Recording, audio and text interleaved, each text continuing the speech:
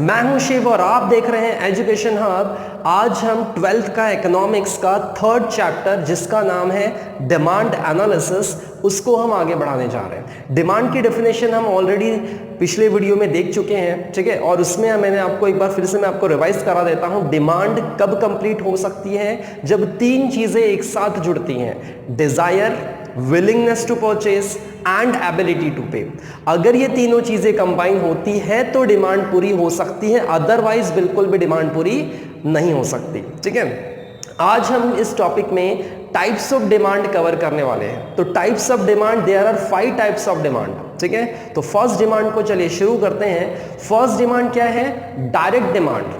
Direct demand मतलब simple सी ऐसी चीजें हैं जो हमें डायरेक्टली सेटिस्फाई करती हैं। ऐसी कोई भी कम्युनिटी, ऐसे कोई भी गुड्स जो हमें डायरेक्टली सेटिस्फाई करते होंगे, उसी कम्युनिटी की डिमांड को हम डायरेक्ट डिमांड कहेंगे। जैसे बहुत सारे जैसे आप कोई भी गुड्स परचेज करने जाते हो, जैसे कपड़े आप खरीदने जा रहे हो, क्लॉथ हो गया, शुगर हो गया, जो बुक में आपको एग्जांपल कुछ दिए हैं, ठीक है, इसका मतलब जो डायरेक्टली हमें सेटिस्फाई कर पा रहे हैं कम्युनिटी, उसी को डायरेक्ट डिमांड कहेंगे। It is a demand by a consumer for goods which satisfy their wants directly. मतलब वहां पे डायरेक्टली लिखा है कि डायरेक्टली अगर कोई गुड्स आपके वांट्स को सेटिस्फाई करते हैं, उसी को हम डायरेक्ट डिमांड कहेंगे। ठीक है, सेकंड क्या आता है? Indirect demand. जब भी इनडायरेक्ट डिमांड की बात आती है तो इनडायरेक्ट डिमांड किससे डील करता है? एग्जैक्टली फैक्टर ऑफ प्रोडक्शन से। मतलब जिससे भी प्रोडक्ट बनते हैं वो फैक्टर ऑफ प्रोडक्शन जो है वो इनडायरेक्टली आपके डिमांड को पूरा करते हैं। जैसे रॉ मटेरियल हो गया, कोई भी मैन्युफैक्चरिंग कंपनी है वो रॉ मटेरियल खरीदती है, रॉ मटेरियल खरीदकर फिर वो चीजों को बनाती है, उसका प्रोडक्शन करती है। इसका मतलब तो फैक्टर ऑफ प्रोडक्शन तो मैन्युफैक्चरिंग कंपनी में लगेगा ना। तो वो जो रॉ मटेरियल है वो हमारे लिए यूजफुल नहीं है, लेकिन उस कंपनी के लिए बड़ा यूजफुल है, क्योंकि उस कंपनी वो उसको यूज कर क्या करती है? कुछ ना कुछ मैन्युफैक्चरिंग और प्रोडक्शन कर रही है। इसीलिए जब भी आपको इनडायरेक्ट डिमांड आएगा तो ऐसे कमोडिटीज, ऐसे गुड्स जो आपको इनडायरेक्टली सेटिस्फाई करते होंगे, उसी को इनडायरेक्ट डिमांड कहेंगे। उसमें क्या लिखा है? Indirect demand is also known as drive demand and it refers to goods for goods which are related for further production. इसका मतलब ऐसे गुड्स जो फर्दर प्रोडक्शन में हमें हेल्प करेंगे, प्रोड्यूसर गुड्स बनाने में हमें हेल्प करेंगे। ऑफ कोर्स ऐसे गुड्स को, ऐसे डिमांड को हम लोग क्या कहेंगे? Indirect demand. जैसे आप देखोगे कि जब हमारे यहाँ पे वर्कर लगते हैं तो वर्कर जो फैक्ट्री में लग रहे हैं, तो वर्कर्स जो है वो हमारे इनडायरेक्ट डिमांड है। क्यों? क्योंकि उसके बिना हमारा काम नहीं होगा, उसके बिना हमारी मैन्युफैक्चरिंग नहीं होगी। तो ये चीजें हैं, ये चीजें आपको एकदम क्लियर रखनी है कि डायरेक्ट मतलब कौन सा डिमांड जो हमें डायरेक्टली सेटिस्फाई कर रहा है, इनडायरेक्ट डिमांड मतलब कौन सा डिमांड जो हमें इनडायरेक्टली सेटिस्फाई कर रहा है, और इसमें फैक्टर प्रोडक्शंस आपको याद रखना है। ठीक है, ये थे 2 पॉइंट। नेक्स्ट पॉइंट की ओर बढ़ते हैं। थर्ड पॉइंट क्या कहता है उसको भी देख लेते हैं। थर्ड पॉइंट जो है उसका नाम क्या है? कॉम्प्लीमेंट्री या फिर जॉइंट डिमांड। ये कॉम्प्लीमेंट्री और जॉइंट डिमांड ऐसे डिमांड है जो जॉइंटली आपको लगेंगे सिंगल बॉन्ड को कंप्लीट करने के लिए। तो यहां क्या लिखा है exactly? When 2 or more goods are demanded jointly for satisfy a single want. मतलब आपको 2 गुड्स लग रहे हैं एक डिमांड को पूरा करने के लिए। जैसे वहां पे कार और फ्यूल का एग्जांपल आपको दिया है।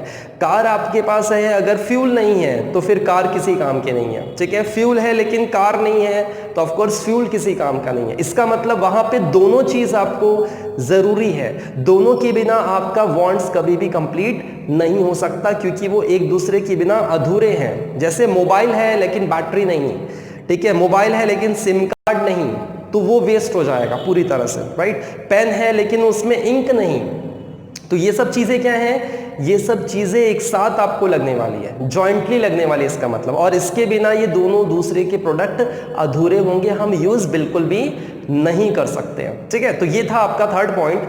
फोर्थ पॉइंट की ओर बढ़ते हैं। फोर्थ पॉइंट क्या कहता है? Composite demand. अब ये कंपोजिट डिमांड क्या है एग्जैक्टली? कंपोजिट डिमांड मतलब होता है the demand for a commodity which can be put to a several uses. मतलब गुड्स एक ही है, कमोडिटी एक ही है, लेकिन उसके यूजेस बहुत सारे हैं। जहां पे यूजेस बहुत सारे हो जाए एक ही कमोडिटी के, उसी को कंपोजिट डिमांड कहेंगे। अब इसमें बहुत सारे यूजेस, जैसे बहुत सारे कमोडिटीज हैं, जैसे इलेक्ट्रिसिटी है, आयरन है, कोल है। इलेक्ट्रिसिटी आप देखो बहुत जगह पे यूज होता है, घर पे यूज हो रहा है, स्ट्रीट लाइट पे यूज हो रहा है, फैक्ट्री में यूज हो रहा है, ठीक है। हर जगह पे इलेक्ट्रिसिटी के बिना कोई भी काम नहीं हो सकता, ठीक है। तो इलेक्ट्रिसिटी कंपोजिट डिमांड होगी क्योंकि उसके बहुत सारे यूजेस हैं। वैसे ही कोयला है, कोयला के भी बहुत सारे यूज हैं, ठीक है। उसको हम रेलवे में यूज कर रहे हैं, खाना बनाने के लिए बहुत सारे लोग यूज करते हैं, राइट।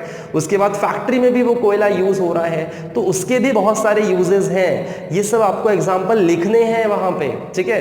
आयरन का एग्जाम्पल आप देख लो, आयरन कहाँ कहाँ यूज हो रहा है। घर बनाने में, मैन्युफैक्चरिंग में आयरन यूज होता है, ठीक है। आयरन से मशीनरी बनती है, ऑफ कोर्स आयरन से बहुत सारे ऐसे गुड्स बनते हैं जो हमारे मैन्युफैक्चरिंग में यूज होते हैं। हम घर में भी बहुत सारे आयरन के प्रोडक्ट यूज करते हैं। स्टील का एग्जांपल आप देख लो, स्टील भी बहुत जगह पे यूज होता है, बहुत सारी गाड़ियों पे स्टील लगता है, स्टील के बर्तन हम लोग घर पे यूज करते हैं। तो इसका मतलब प्रोडक्ट एक ही है लेकिन यूज बहुत सारे हैं। ऐसे गुड्स को ही, ऐसे डिमांड को ही ऑफ कोर्स क्या कहेंगे हम लोग, कंपोजिट डिमांड।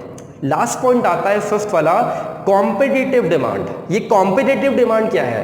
कॉम्पिटिटिव डिमांड होता है कि जो एक दूसरे से कंपीट कर रहे हो, ऐसे कम्युनिटी जो एक दूसरे से कंपीट कर रहे हो, ऐसे कम्युनिटी को या फिर ऐसे डिमांड को बोलो कि कॉम्पिटिटिव डिमांड। जैसे टी और कॉफी का एग्जांपल है, टी और कॉफी एक दूसरे से कंपीट करते हैं क्योंकि वो सब्सटीट्यूट गुड्स है। एक्चुअली ये जो एग्जाम्पल है, ये जो डिमांड है, ये सब्सटीट्यूट गुड्स के ऊपर ज़्यादा फिट होता है क्योंकि सब्सटीट्यूट गुड्स एक दूसरे से compete करते रहते हैं। जैसे कोका कोला और पेप्सी, ये एक दूसरे को क्या करते हैं, compete करते हैं, एक दूसरे को पीछा छोड़ना चाहते हैं, ठीक है।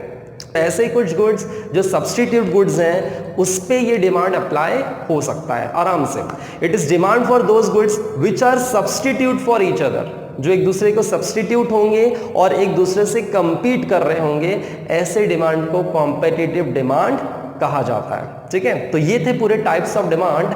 आगे हम लोग बढ़ने वाले हैं, जो नेक्स्ट टॉपिक है हमारा डिटरमिनेंट ऑफ डिमांड, ये हम नेक्स्ट वीडियो में देखेंगे।